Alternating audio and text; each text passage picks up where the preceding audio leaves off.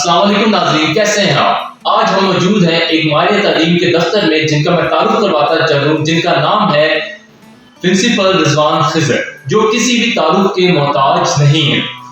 तो सर, आपसे मैं जानना चाहूँगा, आपसे हमारे व्यूअर्स जानना चाहेंगे कि आप एक बहुत अच्छे टीचर रहे हैं, एक बहुत अच्छे प्रिंसिपल हैं, एक बहुत अच्छे मैनेजर हैं, लेकिन अपनी ज़ाती ज़िंदगी में आप कैसे हैं? क्या आप हमारे व्यूअर्स को बताएंगे प्लीज़ सर? अस्सलाम वालेकुम सर, बहुत शुक्रिया फ़ाज़ साहब, इमरान साहब का कि उन्होंने आज मौका दिया लोगों से बात करने का। आपने सर बात की है कि रिजवान खिजर कौन है। प्रोफेशनली काफ़ी लोग जानते हैं, लेकिन अपने मुतालिक अगर बात करूँ तो मैं बचपन से अगर बात करता हूँ तो मेरी अवाइल बचपन मेरा आबाई गाँव खिची जागीर, जहाँ से मेरा ताल्लुक है, वहाँ पे गुजरा। फिर हम लोग शाहपुर शिफ्ट हो गए। जैसे सरगोदा से मेरा ताल्लुक है। मैंने मैट्रिक सरगोदा बोर्ड से की, फिर उसके बाद इंटरमीडिएट भी सरगोदा बोर्ड से की। और मेरे वालिदैन आज भी अपने ख़ानदान में बड़े खुश होकर बता रहे होते हैं तो मेरा ताल्लुक देहात से उस हवाले से कि मेरे बेटे ने मैट्रिक के बाद स्कॉलरशिप के ऊपर तालीम हासिल की थी, जो मेरे मार्क्स से, जैसे आज हम अपने इंस्टीट्यूट में लोगों को स्कॉलरशिप दे रहे होते हैं। फिर उसके बाद मैंने बीकॉम किया पंजाब यूनिवर्सिटी से। फिर मैंने मास्टर किया सरगोदा यूनिवर्सिटी से, और मैं अब इसी सुपीरियर ग्रुप ऑफ कॉलेजेस के ही इदारों में पढ़ता रहा हूँ। इसी सुपीरियर ग्रुप से ही मैंने मास्टर किया। फिर मैंने पीजीडी की HR में। फिर मैंने MPhil किया ह्यूमन रिसोर्स में। मुझे दर्स व तदरीस के शोबे से ताल्लुक मेरा है, और पिछले एक दहाई से हम यहाँ पर काम कर रहे हैं। अगर बात की जाए मेरी ज़ात के हवाले से, तो अगर देखें तो मैं भी उसी तरह एक उस्ताद हूँ जैसे फ़ाज़ साहब आप हैं, इमरान साहब आप हैं, और मेरा भी एक ही काम है कि लोगों के बच्चों को पढ़ाना, उनकी ज़िंदगी बनाना। किसी ने अगर भरोसा किया तो उसके भरोसे को ना तोड़ना। अगर हम सिर्फ और सिर्फ अपने ज़िम्मे जो काम है ये समझ के करना शुरू कर देंगे कि जो प्रोफेशन में जो अडॉप्ट किया हुआ है ये पैगंबरी पेशा है। मेरे नबी आखिरुज़्ज़मान हज़रत मोहम्मद सल्लल्लाहु अलैहि वसल्लम ने फरमाया कि मैं मुअल्लिम बनाकर भेजा गया हूँ। तो मैं उसी सुन्नत नबी सल्लल्लाहु अलैहि वसल्लम पर अमल करने वाले एक अदना सा उस्ताद हूँ। इसके अलावा अगर आप पूछते हैं कि मैं क्या हूँ, तो मैं सिर्फ इतना कहूँगा कि मैं एक उस्ताद हूँ। मेरा तारुफ एक उस्ताद होने के नाते ही सर। तो सर, जैसे कि आपने बताया कि आपने मैट्रिक और इंटरमीडिएट सुपीरियर कॉलेज सरगोदा से की, तो सर क्या आप हमारे नाजरीन को बता सकते हैं कि आप कैसे स्टूडेंट थे, आपका बचपन कैसे गुजरा? और जिस तरह कि आज हम लोग स्टूडेंट से पूछें कि आप बेटा क्या बनना चाहते हैं, तो वो बताते हैं मैं डॉक्टर बनना चाहता हूँ, मैं इंजीनियर बनना चाहता हूँ। तो सर बहुत से लोग जानना चाहते हैं कि रिजवान खिजर क्या बनना चाहता था। फ़ाज़ साहब, आपने मेरे बचपन के हवाले से बातें, पुरानी यादें शेयर नहीं है, तो मैं आपको बताता चलूँ कि जैसे हम देखते हैं कुछ बच्चे ना क्लास में बड़े ज़हीन होते हैं, बड़े अच्छे मार्क्स लेने वाले होते हैं। I was not like that kid. मैं ऐसा स्टूडेंट था कि मुझे कभी पढ़ाई के हवाले से परेशान नहीं होना पड़ा। कभी मुझे ये परेशानी नहीं हुई कि मेरा फर्स्ट ग्रेड नहीं आ रहा, सेकंड ग्रेड नहीं आ रहा। हाँ, टॉप 3 में हमेशा रहा हूँ, टॉप 5 में कभी रहा हूँ, इससे नीचे नहीं गया। लेकिन कभी ये नहीं सोचा कि मैंने तो वो टॉप कर ही जाना है। हाँ, इसके साथ नर्सरी से लेकर टिल माय MPhil जहाँ जहाँ पे मैं पढ़ता रहा हूँ, मैं अपनी dramatic society, literary society, debates, इन तमाम चीज़ों में बहुत एक्टिव था। मुझे याद है कि मुझे स्कूल में दाखिल हुए 3 महीने हुआ थे, तो वहाँ पे प्राइज डिस्ट्रीब्यूशन सेरेमनी थी, तो मैं छोटे बच्चों की तरह वेलकम लेके स्टेज के ऊपर वेलकम कर रहा था। फिर वहाँ से काम स्टार्ट हुआ।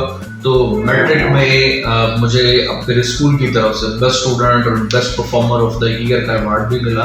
फिर जब मैं फर्स्ट ईयर में कॉलेज में गया, तो कॉलेज में मुझे फर्स्ट ईयर में ही अपनी पूरी ड्रामेटिक सोसाइटी का वाइस प्रेसिडेंट बना दिया गया। वहाँ से मेरा डिबेट्स का करियर स्टार्ट होता है।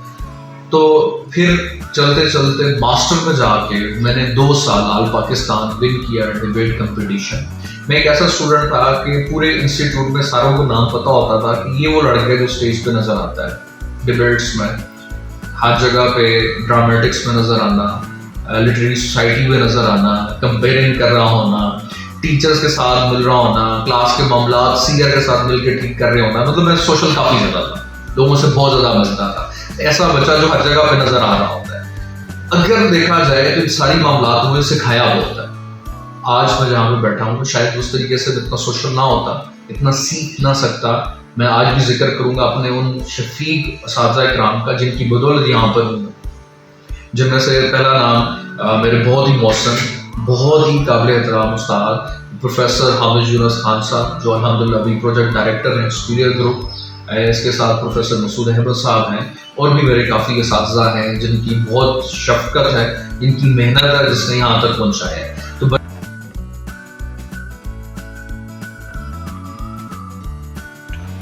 जी सर, मैं अपने असातिज़ा का जिक्र कर रहा था, उसमें एक नाम मेरे बहुत ही शफीक और मोहसिन उस्ताद प्रोफेसर शराज इकबाल साहब का भी है, जो मेरे साथ डिबेट्स कंपटीशन में साथ जाया करते थे। अलहमरा हॉल में, कैनेड कॉलेज में, के Edward medical college and university में वो हमारे साथ जाया करते थे। बाकी इसके अलावा अभी जो बात हो रही थी कि मैं बनना क्या चाहता था, हर बच्चा जब छोटा होता है तो उसको ख्वाब दिखाया जाता है। ख्वाब देखे बगैर जिंदगी नहीं गुजरती है। मैंने बचपन से एक ही ख्वाब देखा था कि मुझे आर्म्ड फोर्सेस ज्वाइन करनी है। रिजवान साहब, आपने भी बताया कि आप आर्मी में जाना चाहते थे, तो ये माहिर तालीम के शोबे में कैसे आ गया? तो ये बात मुझे समझ नहीं आई, तो क्या आप इसको बता सकते हैं, क्या ये बाय लक था या प्री प्लानिंग थी आपकी? I was selected as second lieutenant in PMA 123 course, but मैं ज्वाइन ना कर सका। मेरे बैचमेट जो हैं अल्हम्दुलिल्लाह बड़ी अच्छी अच्छी पोस्ट के ऊपर हैं। जब भी हमारी कभी मुलाकात होती है तो हम पुरानी बातें याद कर रहे होते हैं। मुझे कहते हैं कि रिजवान, तुमने सोचा हुआ था कि तुमने आर्म फोर्सेस में आना है, तुम्हें देख के हम लोग इधर आए, बट तुम इधर चल गए, तुम उस्ताद बन गए। तो सोचा नहीं था, लेकिन मास्टर के बाद हालात कुछ ऐसे हुए कि मैं जैसे ही कॉलेज मैंने ज्वाइन किया, एडमिनिस्ट्रेशन में आया, पढ़ाना शुरू किया, फिर मुझे फील हुआ कि बहुत नोबल प्रोफेशन है। दुनिया में अगर किसी जगह पे दिल से किसी को रिस्पेक्ट मिलती है तो वो टीचर को मिलती है। आप अगर देखें कहीं पे आपके पास अथॉरिटी है, आप ब्यूरोक्रेट हैं, आप आर्म फोर्सेस में कहीं पर भी हैं, आप जब तक लाइन में हैं, आप जब तक इन एक्शन हैं, लोग आपकी बात का रिगार्ड कर रहे हैं, आपको मान रहे हैं, आपको रिस्पेक्ट दे रहे हैं। जब थोड़ा सा लाइन से हटे हैं तो वो रिस्पेक्ट, वो रिगार्ड यकीनन लोग करते हैं, बट उसमें कुछ फर्क आ जाता है जो हर्टफुल होता है। बट एज अ टीचर जैसे जैसे टाइम गुजरता जाता है, आप रिटायर हो जाते हैं, आप चल नहीं सकते हैं, आप लागिर हो जाते हैं, लेकिन आपके students, one students, all the students, वो आते हैं, आपसे मिलते हैं, आपका रिगार्ड करते हैं, आपको रिस्पेक्ट देते हैं, बल्कि वक्त के साथ उस रिस्पेक्ट में इजाफा हो जाता है। तो मुझे ये फील हुआ कि दुनिया में हम दुनियादार हैं, बहुत से ऐसे काम करते होंगे जो शायद आपको आखिरत में कामयाब ना कर सके, आप उस तरीके से प्रॉपर जिंदगी ना गुजार पा रहे, लेकिन फिर मैंने सोचा कि ऐसा काम मैं जरूर करूं, कल को क़यामत के रोज अल्लाह ताला के सामने अपना मुंह दिखा सकूं। तो मैंने ये चूज किया कि नाउ मैं अब इस एजुकेशन की फील्ड में आ चुका हूं, तो मुझे इसी को अडॉप्ट करना है, इसी को साथ लेके चलना। और वही जो स्टार्ट मैंने बात की थी कि ये पैगंबरी पेश है। अगर आप काम करते हैं और ये सोच है आपकी बैकग्राउंड में, जो आप काम कर रहे हैं उसके मुतालिक नबी करीम सल्लल्लाहु अलैहि वसल्लम ने फरमाया कि मैं मुअल्लिम बनाकर भेजा गया हूं, आप सिर्फ उस सुन्नत नबी सल्लल्लाहु अलैहि वसल्लम पे अमल करा रहे हैं। और ये सोच लें कि आपने बेलोस होकर काम करना है, नीयत साफ रखनी है, ये सोच के काम करना है कि आपके ऊपर बच्चों के पेरेंट्स ने एतमाद किया है, तो आपने उस एतमाद पे पूरा करते हुए उसको ठेस पहुंचाए बगैर उनके बच्चों की तरबियत करनी है, उनका करियर बनाना है।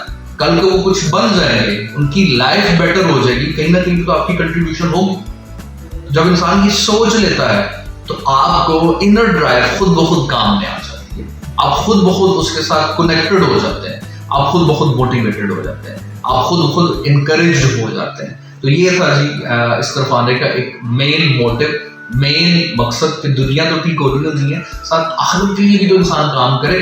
सारी जिंदगी यहाँ पे नहीं रहना, क्योंकि वो बस है जिसकी सीट मेरी नहीं है। जब मैंने इस बस से उतरना है, वहां पे जिंदगी की शाम हो चुकी होगी, तो कम से कम मैं अपनी डेस्टिनेशन पे पहुंच सकूं, जो हर मुसलमान ने सोचा होगा। तो रिजवान साहब, क्या आप हमारे नाज़रीन को ये बताना चाहेंगे कि प्राइवेट इंस्टीट्यूशंस का आज की एजुकेशन में क्या रोल है? जी सर।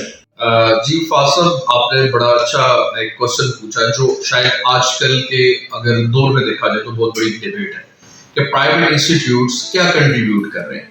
और अगर देखा जाए तो प्राइवेट इंस्टीट्यूट्स ने इस वक्त गवर्नमेंट का हाफ से ज्यादा बर्डन उठाया हुआ है।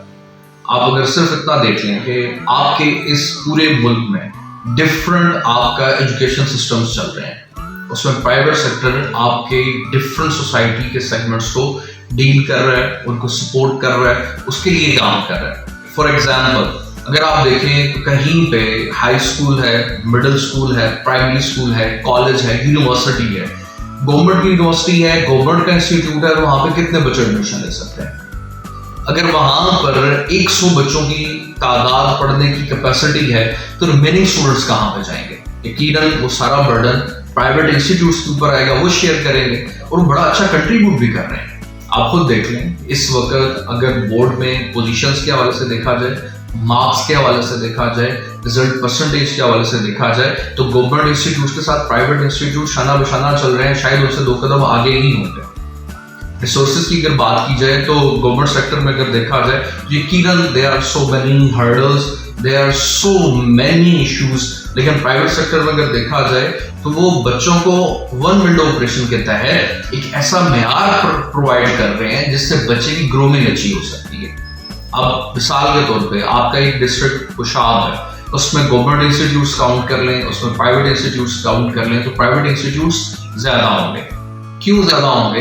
क्यों? वो गवर्नमेंट इंस्टीट्यूट्स की इतनी खपत नहीं है, मेन उनकी इतनी कैपेसिटी नहीं है, उनके इतने रिसोर्सेज नहीं है, उनके पास इतनी बड़ी बिल्डिंग नहीं है। अगर बिल्डिंग है तो टीचर्स उतने मौजूद नहीं है।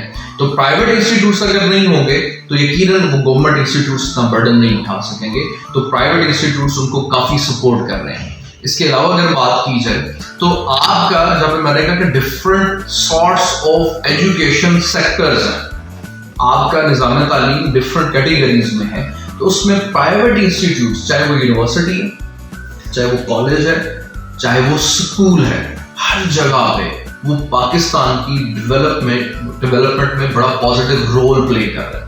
और डेवलपमेंट में क्या पॉजिटिव रोल प्ले कर रहा है कि इन इंस्टीट्यूट से पढ़े हुए doctor, engineer, scientist, bureaucrats, different teachers यकीनन हो सकते हैं, वो जहां जहां पे भी काम कर रहे हैं वो आगे लोगों को बड़ा अच्छे तरीके से मैसेज दे रहे हैं, बड़ा पॉजिटिव वे में पढ़ा रहे हैं, बड़ा अच्छा प्रोफेशनली काम कर रहे हैं।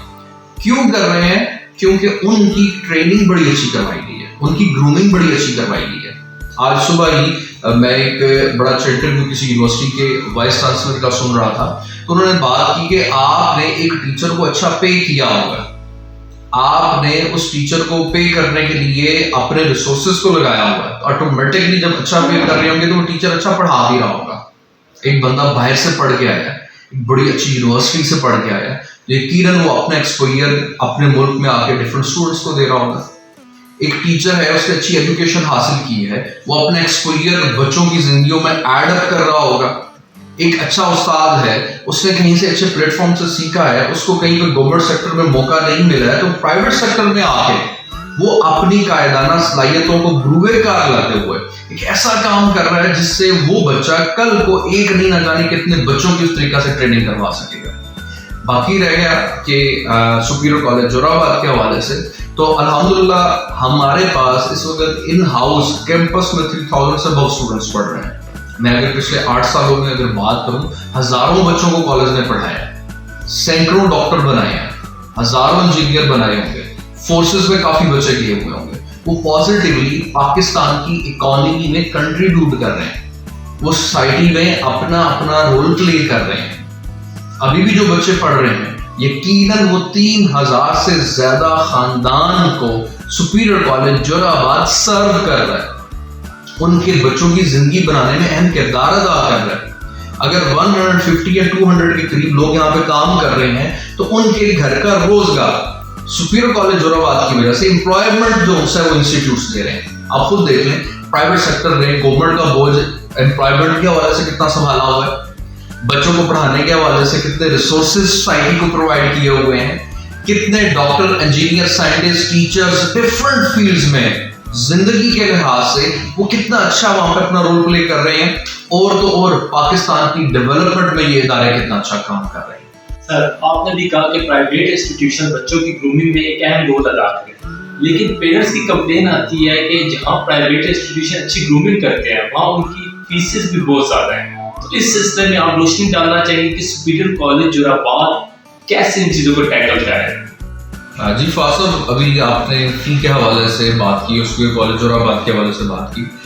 सर हमने यहाँ पे रिसोर्सेज की बात की थी। एक चीज़ बड़ी अंडरस्टूड है कि जब आपके रिसोर्सेज जिनके ऊपर आप एक्सपेंस ज़्यादा करेंगे तो ऑटोमेटिकली आपका बजट बढ़ता जाएगा। एक बच्चा, आप उसको एसी क्लासरूम दे रहे हैं, आप उसको वो टीचर दे रहे हैं जो उसको 40-50,000 से ज़्यादा सैलरी के ऊपर या इस एवरेज सैलरी के ऊपर पढ़ा रहा है, तो ऑटोमेटिकली क्या होगा कि वो चार्ज फी में सिंक किया जाएगा। तो जितने भी प्राइवेट इंस्टीट्यूट्स चार्ज कर रहे हैं, मुझे बाकियों को तो नहीं पता, मैं अपने स्पीरो कॉलेज जोराबाद की अगर बात करता हूँ तो यहाँ पर अगर देखा जाए तो हर साल 150 स्टूडेंट्स उनको फ्री पढ़ाया जाता है। उनके मार्क्स की बेस के ऊपर डिफरेंट स्कॉलरशिप्स दिए जाते हैं। वो स्कॉलरशिप्स उनके मार्क्स बेस भी हैं। वो स्कॉलरशिप अगर 2 बहन भाई पढ़ते हैं तो किनशिप के ऊपर भी है। वो स्कॉलरशिप अगर टीचर डॉटर टीचर सन है तो उसके ऊपर भी है। वो स्कॉलरशिप अगर कोई ऑर्फन है तो उसमें भी है। इस साल हमने 2% टोटल स्टूडेंट की स्ट्रेंथ को बिल्कुल फ्री पढ़ाया ही नहीं है, बल्कि हर माह को जेब खर्च भी कॉलेज की तरफ से पे किया गया है। अब कॉलेज में इनके अलावा वो बच्चे जो फीस दे रहे हैं, तो हर स्टूडेंट की फी उसके मार्क्स की बेस के ऊपर है। जितने उसके मार्क्स हैं उस लिहाज से वो फीस दे रहा है। तो मैं अगर देखूं तो अगर एवरेज फीस हम काउंट करें तो 30,000 35,000 अगर बने तो ये 3,035 रुपये पर मंथ बनती है। तो आप इसी वक्त डिफरेंट गवर्नमेंट के इंस्टीट्यूट उठा के देख लें तो उनकी जो मंथली फीस है इससे कई गुना ज्यादा है। तो ये प्राइवेट इंस्टीट्यूट है स्पीरो कॉलेज जोराबाद, जिसके अलावा बच्चों को इतनी लो फीस के ऊपर वो फैसिलिटीज दे रहा है जो बच्चा शायद लाहौर और इस्लामाबाद के किसी इंस्टीट्यूट में सोच रहा होगा कि वहां पर फैसिलिटीज के साथ पढ़ रहा होगा।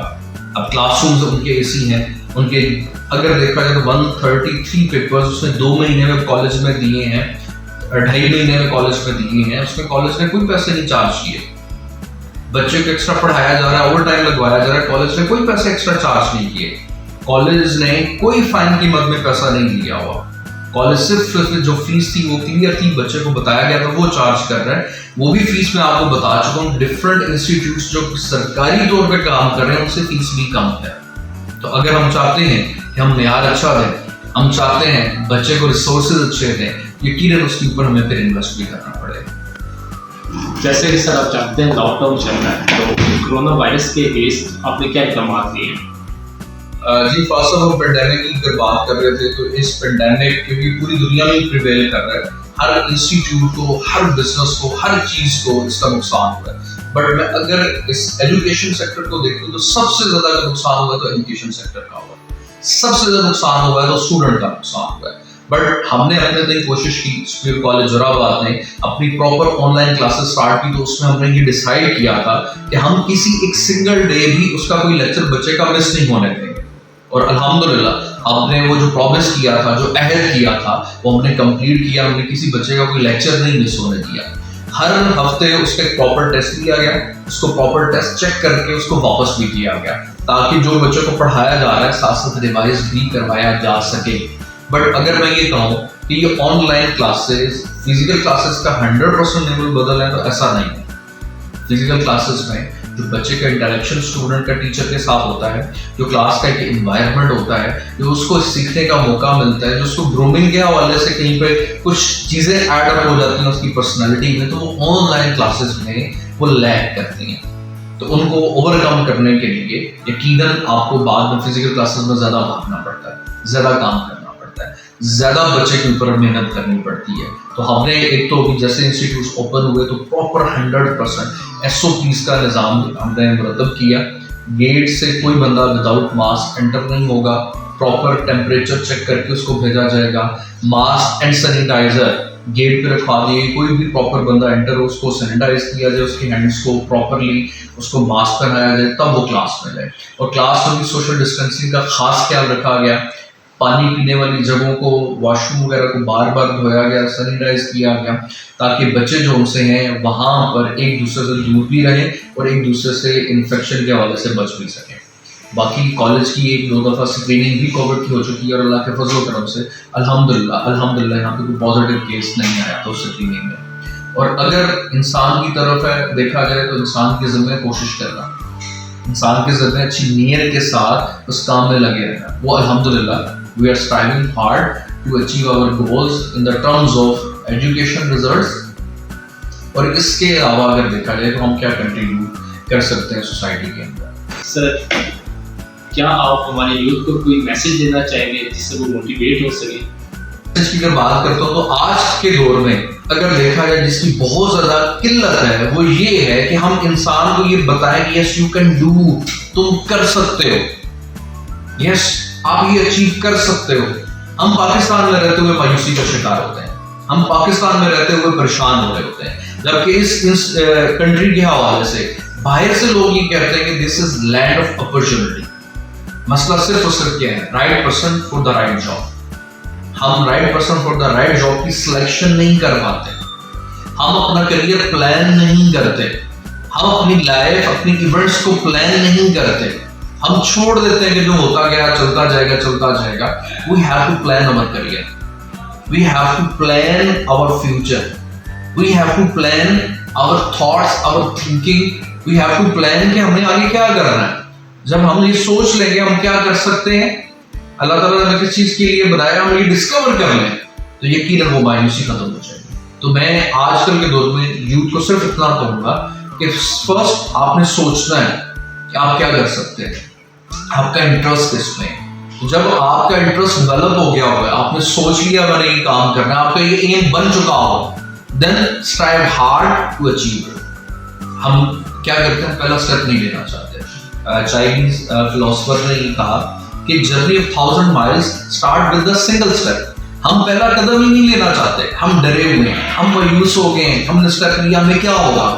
तो अगर ऐसा सोचेंगे तो यकीनन हम अपना करियर प्लान नहीं कर सकेंगे। यही रीजन है कि हम लोग एफएससी प्री मेडिकल के बाद एमबीबीएस करते हैं, डॉक्टर बनते हैं और फिर हम सीएसएस की तरफ चले जाते हैं। नहीं, हमने अपना करियर प्लान ही नहीं किया था। अगर हमने कॉम्पिटिटिव एग्जाम्स की तरफ जाना ही है, हमने ब्यूरोक्रेट बनना ही है, हमने सीएसएस की तरफ जाना ही है, तो फिर हम क्या करें, हम अपना करियर इंटर के बाद से ही वैसा प्लान करें, ना कि हम कहीं और जाके फिर इस तरफ स्विच कर लें। तो आजकल के दौर में सिर्फ और सिर्फ मैं ये बात करूंगा कि आपको मायूस नहीं होना। सेकंड, सोचना है कि आपने जिंदगी में क्या करना है। थर्ड, उसके लिए सिर्फ मेहनत करनी है, कोशिश करनी है। रेस्ट ऑफ ऑल अल्लाह ताला उसमें आपकी नीयत को देखते हुए आपको बरकत दे देंगे और आप कामयाब हो जाएंगे। और सबसे अहम आखिर पे बानसी बेअदब बेनसी। अल्लाह ताला हम सब का हामी नासिर हो। बहुत शुक्रिया फवाद साहब, इब्रार साहब का कि उन्होंने आज मौका दिया काफ़ी कुछ लोगों के सामने डिस्क्लोज करने का, उनसे बात करने का, उन तक अपना ये मैसेज पहुंचाने का। और हम इंशाल्लाह कोशिश जारी रखेंगे कि स्पीरो कॉलेज जोराबाद के प्लेटफॉर्म से हम जितना अपनी सोसाइटी में पॉजिटिव कंट्रीब्यूट कर सकते हैं हम लाजमन करें। बहुत शुक्रिया, थैंक यू। बहुत शुक्रिया रिजवान साहब, आपने बहुत अच्छी बात की। तो मैं आपकी बात पे इख्तिताम करना चाहूँगा कि एक दफ़ा अगर बंदा फैसला कर ले कि वो ज़िंदगी में करना क्या चाहता है, उसे प्लान कर ले, तो दुनिया की कोई भी ताकत उसे रोक नहीं सकती। तो दोस्तों, फिर मुलाकात होगी एक अगली वीडियो में। उम्मीद करता हूँ कि आप लोग अपना बहुत ख्याल रखेंगे। अल्लाह हाफिज़।